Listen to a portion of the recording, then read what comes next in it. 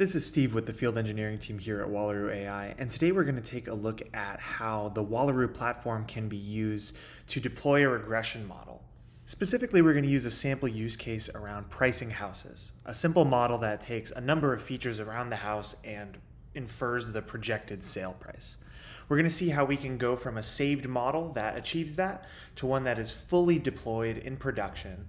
And then we're going to talk about how we can go through the rest of the model lifecycle, screening for things like anomalies and drift, comparing champion and challenger models, and automating common processes around this pipeline. So in this scenario, we're going to start off in a Jupyter notebook.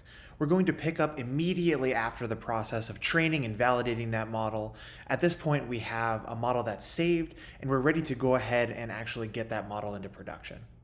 So the first thing I'm going to do is import my Wallaroo SDK along with any other libraries that I need. Wallaroo is installed software, so the instance itself is going to be installed in your cloud or on-prem environment, and this SDK will allow us to connect to that installation of Wallaroo and manipulate the models from our Python environment here. Next, I'm going to create a client to my Wallaroo instance. It'll prompt me to authenticate to that instance if I haven't done so recently, and then we'll open up that connection. Then I set my active workspace. Workspaces are a tool in Wallaroo to organize my models and pipeline deployments and control who has access to them. Now that I have a connection to my Wallaroo instance and I've chosen a workspace for this project, now I can go ahead and actually take my saved model and deploy it using Wallaroo. Deployment in Wallaroo really comes down to these three key pieces of code. First, I upload this model to my Wallaroo instance and essentially register it in my model registry. So I have my saved model file here, and I'm going to use the upload model function in order to accomplish this. I give the model a name, I specify the path to the saved model file, and I tell Wallaroo what framework this file is so that the Wallaroo instance knows what it's looking at. In this case, we're dealing with an Onyx file, so I use framework.onyx, but this could just as easily be any of the other usual suspects for Python frameworks. Things like XGBoost, scikit-learn, TensorFlow, PyTorch, Hugging Face are all acceptable inputs here. Once my model is uploaded, I can go ahead and move on to the second step, which is configuring the hardware I want to have available for this deployment. We create our deployment configuration, which is where I specify how many CPUs, GPUs, and how much memory I want to make available to this deployment. I can also specify the number of replicas here, which is essentially going to define how many of these instances of my model I have available to handle inferences simultaneously. I can set this to a static value, as it is here, or I can set this to auto scale based on demand. In Wallaroo, all of these options are handled by the deployment configuration, which can be defined in a single line of code as we see here. This prevents me from having to manage the hardware myself using a tool like Kubernetes. Now I'm ready to combine the outputs of these last two steps in order to actually create my pipeline and deploy it. I give my pipeline a name. I add a model step with the reference to the model that I uploaded in the first step here. I call the deploy function with the reference to my deployment config, and at this point it will take a few seconds, and then my model is fully in production. Under the hood, Wallaroo has automated selecting the correct runtime based on my model, creating the entire pipeline and how data flows from one step to the next, configuring all of the necessary hardware and scaling parameters, and actually standing up a service in front of this. I can even call the URL function in order to actually display the URL that the service is hosted at, and I can send data to this endpoint and receive inference results back. Finally, I can test out this deployed pipeline using the SDK's infer function. I use this to send a sample data point to my pipeline and examine the inference result returned. Now that we have this model in production using Wallaroo, we can shift our focus to all of the things that come after deployment in the machine learning operation lifecycle. This includes things like detecting anomaly and drift so that I can successfully monitor the health of my model. The first tool that Wallaroo provides here is the ability to add hard rules to my inputs or outputs, specifying the ranges that they should fall in. We call these validation steps, and they can be added to any pipeline. As we can see, I actually added a validation step to the pipeline I constructed earlier. In this scenario, I've trained and validated this model on a specific segment of the housing market. So I'm going to add this validation step that specifies that all predictions made by this model should be less than 1.5 million. I've not validated this model for house prices higher than 1.5 million, and therefore I want to flag any results to that effect that come from my model. Any violations of this rule will show up as a check failure in my inference results. I can see in my initial test, this prediction is well below this range, and so there's no check failures logged. But if I run another data point here, we can see that the prediction is around 1.6 million, and that's going to violate this rule, so I can see a check failure is logged here. To get a sense of how this looks at scale, I can run more data through this endpoint. Endpoints stood up by Wallaroo are fully enabled for both real-time and batch inferencing, and so I can easily just send a larger data frame to the endpoint. Wallaroo will parallelize the inferences to the greatest extent possible and will return the inference results to me in a batch. Once I have these results, I can plot them so that I can see roughly how many anomalies I have in the batch. Wallaroo also has the ability to automatically detect drift on any inputs or outputs of your pipelines. Many Wallaroo users choose to take advantage of the UI for setting up their drift detection, so let's take a look at what that looks like. The Wallaroo Operations Center UI allows me to have a bird's eye view of all of the models and pipelines I have deployed or have available to me. If I click into one of my pipelines, I can see a lot of information, including the various versions that are available to me, some of the statistics around throughput and latency that I'm seeing with this pipeline, as well as the ability to set up drift detection, as we'll see here. Wallaroo's drift detection framework is called assays. An assay is something that I can set up on any input or output variable of my pipeline to automatically monitor for drift from some specified baseline.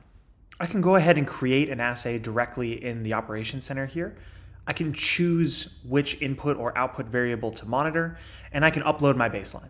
Now, this baseline can be defined either by a period of my pipeline that I know is suitable for a baseline, or it could be a file that I upload, such as my training data. Once I have a baseline period that looks acceptable to me, I can go ahead and move on to the next stage. As I can see here, I have a lot of freedom to customize these assays. I'm going to go through a few key things that I can tweak here, including how often the assay runs. Remember, assays are completely automatic, so I can choose if they run every month, every hour, every minute, whatever I need.